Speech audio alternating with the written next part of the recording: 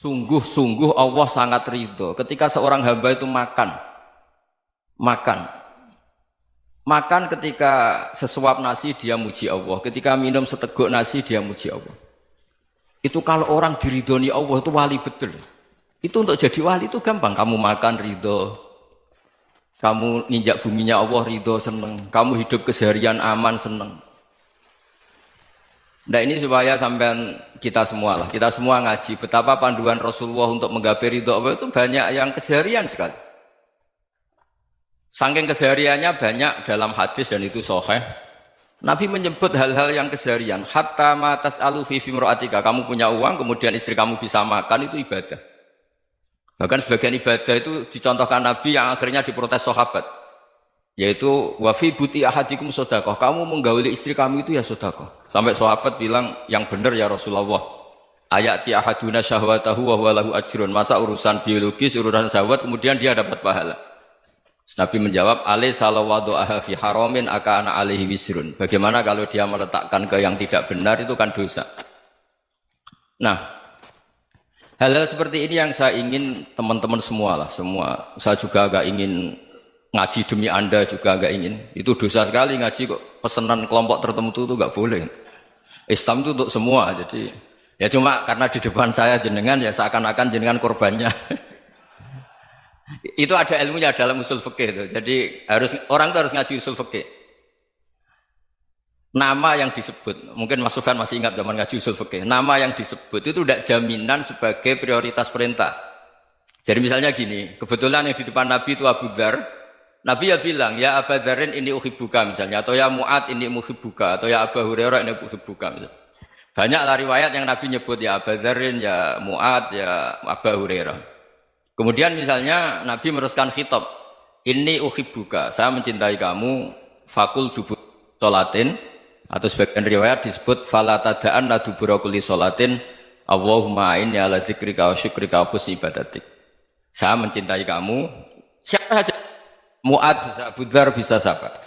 Saya mencintai kamu, mohon kalau habis sholat kamu jangan lupa wiridan Allahumma inni ala dzikrika wa syukrika wa husni ibadatik. Ya Allah, tolong kami permudah supaya mudah ingat Engkau. Anda tidak bisa mentang-mentang, wong nama saya Parmin, nama saya Purnomo, itu yang diperintahkan Mu'ad misalnya. Jadi yang disebut satu, tapi khitab itu untuk siapa saja. Saya teruskan. Jadi saya mohon semua kita melakukan kebaikan itu, kalau dalam kaidah fikih disebut al-yakin la yuzalu bisyak. Banyak kebaikan yang kebenarannya itu 100%. Tidak punya efek samping ke pihak lain, ke kelompok lain, ke komunitas lain. Itu tadi misalnya Anda makan, dan itu murah sekali, hanya butuh satu piring. Setiap punyaan kamu muji Allah, setiap minum kamu muji Allah. Itu redaksinya Rasulullah SAW disebut, Allah sangat ridho ketika seorang hamba makan, kemudian dia memuji Allah. Atau minum, kemudian dia muji Allah. Logikanya gampang, negara seperti ini yang kamu harapkan bentuknya kayak apa, mertua, ipar, komunitas, tetangga, itu nyata terjadi itu kan belum pasti. Sementara yang mesti terjadi adalah kamu butuh makan, kalau tidak mati. Butuh minum, kalau tidak mati. Butuh bumi yang nyaman ditempati, kalau tidak kita juga mati. Sebab itu Allah kalau menyebut nikmatnya itu hal-hal yang keseharian. Alladzi at'amahum min ju'. Allah itu siapa? Allah itu yang menciptakan kamu bisa makan. Tidak berlebihan, Allah itu yang menciptakan kondisi sosial itu ideal. Zaman Nabi itu ya ada orang munafik. Orang-orang pilihan Allah itu juga diuji orang sekelilingnya yang macam-macam. Semua diuji sesuai konteks zaman dan waktu. Nah, tapi ada ibadah-ibadah yang selalu disarankan Nabi. Sampai Nabi itu pernah ditanya, ayul islami khairun ya Rasulullah, Islam terbaik itu gimana? Jawaban Nabi itu unik. It'amut to'am. Islam terbaik itu ya makan-makan, yang santai-santai. Ketika Allah menyebut beberapa kebaikan, falak tahamal aqobah, wa ma adrokan apa? Mal aqobah. Terusannya apa? Fakku rokobah. Terusannya apa? Au it'amun fiyaumin di masubah. Ya itu acara makan-makan itu juga Islam. Kenapa? Ya bayangkan kalau tidak ada makanan, kita mati kan? Kondisi sosial tidak ideal itu Anda masih gak apa-apa. Tapi kalau Anda tidak makan, Anda tidak minum, Kamu punya istri cerewet masih bisa hidup, punya mertua cerewet masih bisa hidup. Tapi kalau tidak makan bisa mati. Berarti penting mana istri sama makan? Penting mana? Makan. Semoga istri Anda dengar, nanti kamu disuruh makan tapi pulang deh. Itu kalau dibahasakan makan masih memahami. Penting mana nasi satu piring dengan istri. Nggak ada nasi mati, nggak ada istri belum mati. Penting mana? Gak berani jawab kan? Nah, ternyata Anda ada garang kan di depan istri. Jadi saya mohonlah, mungkin Mas Sufyan Sauri tadi yang bisa bantulah. Teman-teman tuh ngaji yang keseharian saja. Karena kita nyari ridha Allah itu berdasar firman Allah. Dan firman Allah itu menyebut keseharian tuh riang, gampang. Yaitu tadi misalnya wa min ayatihi manamukum bil laili wan nahar. Termasuk ayat-ayat Allah itu kamu tidur. Maka dulu itu ada guyonan, ada tokoh Mu'tazilah, kelompok dalam Islam yang berpikir manusia itu bisa menentukan ikhtiarnya sendiri. Karena saya bisa duduk, ingin berdiri, berdiri. Karena kelompok ini nggak terima kalau semua kehendak Allah, nanti bagaimana kalau semua kehendak Allah kok ada hisab ya, ada sanksi. Lucunya itu, dia akhirnya, ini cerita ya, mencintai seorang perempuan, cantik sekali. Dan itu dia menjadi ahli sunnah itu oleh hal-hal yang sepele. Karena istrinya cantik, ya namanya suami istri hubungan intim. Terus ditanya, Mas, masih ingin lagi? Masih. Silahkan diulang lagi. Wah ya tidak bisa. Katanya manusia bisa menentukan yang diinginkan. Itu tobat itu. Itu nggak bisa ditobatkan Mas Sufyan Ats-Tsauri. Orang cantik yang mudah nobatkan orang itu orang cantik. Segampang itu. Akhirnya kita tahu, makanya kalau dalam kitab Hikam itu disebut al-aqil mayyakul madza yaf'alu wa hubi wal ghafil mayyakul madza af'al. Orang yang punya akal karena sadar ini wilayah Allah, semua milik Tuhan. Itu dia tiap hari berpikir, besok Allah akan melakukan apa terhadap dunia ini. Kamu merencanakan sesuatu mau plesir, ternyata gempa. Mau wisata ke Rusia, ternyata perang. Kamu tidak pernah tahu apa yang akan terjadi besok. Wa ma tadri nafsum madza taksibu ghadan. Tapi anda semua kita ini sering punya jadwal permanen. Makanya saya kalau diundang siapa saja, sanad takdir. Yang jelas Gus ini acara penting. Ya masih acara penting nak pangeran ngersakno piye? Kok ape dadi pangeran? Kamu kok mau jadi Tuhan? Itu kadang ya kiai. Penting Gus acara ini jenengan harus memastikan bisa. Loh kamu itu yang ngajarin tauhid, sesuatu itu biadillah kok bilang-bilang apa pasti. Kalau saya terus tak tobatkan loh kamu kata saya. Ya kalau gitu Gus bilang insya Allah. Wah itu hati saya, fisik saya, roh saya sudah bilang insya Allah. Tidak usah kamu latih kata saya. Nah hal-hal tauhid keseharian itu gampang sebetulnya. Wal ghafil yaqulu madza af'al. Tapi orang yang lupa Allah dia setiap hari bilang besok apa? Kita bisa melakukan apa? Seakan-akan dia itu aktor, dia penting, dia subjek permanen, dia. Padahal kita ini hanya objek kehendak Allah Subhanahu wa taala. Karena kita yakin sesuatu yang terjadi di alam raya ini kita tidak bisa apa-apa. Makanya saya sering ngaji, sering bilang saya, ketika Anda mensifati Allah, Dia yang menghidupkan. Sudah itu tanamkan sehingga ketika kita mati santai saja. Kenapa santai? Allah punya cara menghidupkan kita. Zaman kita hidup juga gak tahu caranya ngelola jantung, ngelola paru-paru. Kamu juga gak tahu ngelola oksigen yang tidak beracun, tidak mengandung polusi. Tahu-tahu hidup. Gak ingin tua ya tahu-tahu tua, gak ingin mati tahu-tahu mati. Selama ini kita hidup juga agak tahu apa sebetulnya. Hanya gaya tok, punya jadwal, punya planning. Kalau kamu bisa menentukan pilihan Anda, pasti Anda istrinya cantik, 4 neriman semua, qanaah semua. Nyatanya enggak kan? Ada 1 jelek, cerewet. Oh itu kan, nyatanya enggak bisa apa-apa Anda kan? Dan kamu bawa mati lagi. Itu kan istri Anda juga gitu, punya keinginan, punya suami yang ganteng, yang jabat, yang neriman, yang enggak poligami. Ya enggak kesampaian juga. Kalau kita ngitung tingkat kegagalan kita itu gagal terus. Ya kan? Nah, terus ingat Allah. Madza yaf'alu wa bi. Orang yang punya akal selalu berpikir Allah itu menghendaki apa terhadap saya. Lalu sama-sama orang melihat orang yang serius. Itu kata Anda itu pemikir berat, serius. Senang punya tokoh yang merengut karena kamu anggap serius. Tapi sebagian orang anggap orang yang serius itu wong merengut, wong masam, wong muka kok ditekuk. Jadi sama Itu hati, ya muqallibal qulub tsabbit qalbi ala dinik. Karena kita enggak tahu cara berpikir kita tentang orang lain, tentang sekeliling kita. Misalnya kita orang baik yang jenis ngrumat fakir miskin. Ada orang bangun masjid mewah itu janggal. Apa artinya masjid mewah kalau banyak orang kelaparan? Tapi kalau yang jenis pendidikan apa artinya masjid mewah kalau tidak bisa ngaji? Nanti yang jenis infrastruktur apa artinya ini kalau semuanya punya sudut pandang yang berbeda-beda. Dan Islam mengapresiasi semua kebaikan.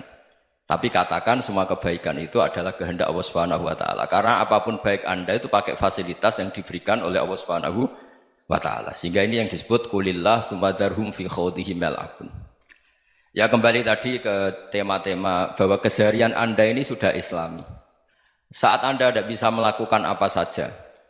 Saya sering ada jenazah, biasanya kalau tetangga meninggal saya sering disuruh ngelepas. Saya bilang orang ini baik karena sering ngelamun di rumah, sering nganggur di rumah. Ditanya sama anaknya, kenapa Gus nganggur baik? Ya kalau dia nganggur artinya juga agak berbuat sesuatu yang maksiat kan? Ya kan? Orang nganggur di rumahnya ya tidak bunuh orang, tidak maling, tidak korupsi, ya namanya nganggur di rumah. Lah cuma istri cara pandang nganggur gak menghasilkan uang itu. Tapi juga gak menghasilkan kriminal kan? Jadi sebenarnya Islam itu makanya kalau sampai ngaji usul fikih itu ada kitab usul fikih namanya Lubul Usul, itu terkenal sekali di pesantren itu. Itu kalau ngapresiasi keseharian itu luar biasa. Izma min mubahin illa wa yatahaqququ bihi tarku haramimma. Karena keseharian yang mubah saat Anda lakukan itu ada kehebatan yang luar biasa, yaitu meninggalkan haram. Makanya dulu banyak orang-orang alim ketemu temannya itu guyon sampai semalaman. Itu biasanya yang semangat Islam itu kiai kok tidak tahajud, kiai kok tidak witir. Orang yang sedang mapan uangnya banyak, malam itu tidak kelayaban itu sudah luar biasa. Melawan nafsu supaya tidak maksiat itu sudah luar biasa. Supaya lupa guyon sama temannya semalaman sampai subuh. Gejolak-gejolokan mengenang zaman miskin, zaman kuliah nggak jelas, zaman apa. Melihatnya jangan tarkut tahajud. Seperti ini meninggalkan tahajud, tapi meninggalnya ini talkul muharramat. Jadi kayak apa hebatnya? Sehingga Imam Ghazali punya riwayat yang agak unik. Hatta takuna ibadatu akhiri hadil ummah iku an-naum. Sehingga suatu saat ibadah terbaik umat ini itu tidur. Itu kan riwayat kontroversi. Ketika Imam Ghazali ditanya, kenapa iya? Kenapa kamu mulai keluar dari rumah itu sudah banyak maksiat? Melihat perempuan yang enggak mahram, melihat fenomena. Tapi kalau kamu tidur itu enggak melihat apa-apa. Tapi juga kamu jangan menganggap tidur itu ibadah betul. Saatnya melakukan fardu ain malah masih tidur. Tapi itu sudut pandang yang menjadikan kita Islam itu gampang. Jadi saat Anda tidak bisa aktivitas apa-apa, misalnya ada beberapa orang yang lumpuh. Lumpuh itu memang nggak bisa Jumatan, nggak bisa ibadah, tapi dia juga nggak bisa maksiat. Tidur itu memang Anda saat itu tidak bisa tahajud, tidak bisa witir, tapi saat itu ada zina, ada maling, tidak gosipkan orang, tidak bully orang, tidak menanamkan kebencian, tidak hasud. Sehingga tidur menurut Allah Ta'ala wa min ayatihi manamukum billaili apa? Wan-nahar. Karena di tidur itu selain ada unsur istirahat, jaga kestamina, juga ada unsur meninggalkan beberapa keburukan. Nah saya mohon ibadah yang keseharian ini kita jaga. Supaya kita semua baca ayat itu fasih. Fasih itu tertanam di hati. Allah itu siapa? Alladzi at'amahum min ju'i wa amanahum min khauf. Dan Allah kalau cerita di Quran itu anna subabnal ma'a subba summa syaqaqnal ardon wa syaqqa fa'ambatna fiha habba wa inaba wa qadba wa zaituna wa nakhla wa hadaika hulba. Kamu tahu saya ini siapa kata Allah? Saya ini adalah Tuhan yang menurunkan air. Kemudian ada tanaman banyak. Habba wa inaba wa qadba, ada zaitun, ada tin, kalau orang Jawa mungkin ada tela, ada padi, ada mangga, ada pisang. Sudah. Wa inaba wa zaituna wa nakhla wa hadaika hulba. Ada perkebunan yang lebat. Tujuannya apa? Mata Allahkum, silahkan kamu pakai, kamu nikmati. Tapi karena kadang kita ini punya ide-ide besar. Tadi untuk syukur saja nunggu punya istri riman, rumah baik, tetangga baik, komunitas baik, semuanya baik baru syukur. Lama-lama nanti ada di surga, syukurnya nunggu surga paling kelas A. Itu sudah ada yang menghuni Rasulullah, kamu nggak boleh di situ. Masa untuk syukur saja? Repotnya Masya Allah. Jadi mohonlah Quran yang kalau Anda hafalkan juz sama itu kan ada ayat-ayat yang kayak tadi. Ya, fal yang dzuril insanu ila ta'ami. Coba lihat. Apa yang kamu makan ya? Dari mana? Dan untuk mempertahankan hidup kamu keseharian. Jadi jangan kira ibadah itu harus membentuk komunitas yang versi Anda. Ibadah itu harus yang hal yang mulu-mulu. Kesehariannya Anda alami. Loh ini saya tidak bikin-bikin. Saya ngaji bukan karena berdasar pesanan. Itu ayat yang saya baca kan betul ada ayatnya kan. Fal yang dzuril insanu ila ta'ami anna sababnal ma'a sabba thumma syaqqaqnal ardo syaqqa fa ambasna fiha habba wa inaba wa qadba wa zaituna wa nakhla wa hadaika ghulba. Terusannya apa? Mata'al lakum, silakan kamu nikmati. Mata itu silakan kamu nikmati. Ya kayak sampean dikasih hidangan ya makan. Ya sudah makan, habis makan ya minum, habis itu ngantuk ya tidur. Ya sudah normal-normal saja. Kayak apa indahnya Islam? Tapi Anda mencari Islam yang gimana lagi? Nah itu yang diajarkan guru-guru kita, diajarkan sanad kita sampai Wali Songo, sampai Rasulullah SAW. Bahwa pada akhirnya ada jihad, ada perang. Itu dulu memang perang, bukan membunuh, beda. Dulu kita dijajah Belanda ya perang, dan itu normal karena kita dijajah. Jadi ketika orang lain ingin baik sama kita, wa in ahadum minal musyrikin astajaroka ya fajirhu hatta yasma'a kalam Allah. Kalau mereka ingin baik ya kita baik. Makanya ada istilah mustakman, mu'ahad. Kalau mereka ingin damai, berdampingan dengan kemajmukan ya itu yang lebih baik. Karena memang Islam menghormati proses perdamaian. Wa in janahu lis-salmi ya fajnah lah. Kalau ingin damai ya kita harus damai.